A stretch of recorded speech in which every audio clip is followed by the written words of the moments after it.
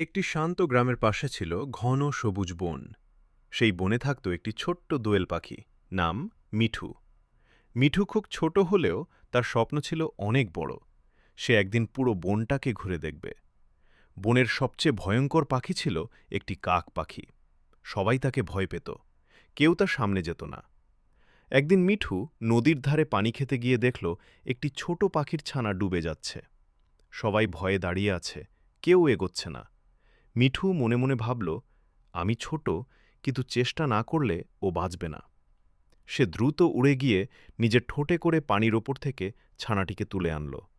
তার ডানা কেঁপে যাচ্ছিল, তবুও সে থামল না। ঠিক তখন কাক পাখি দূর থেকে দেখে অবাক হয়ে গেল। সে ভাবল, এত ছোট পাখি এমন সাহস দেখাল।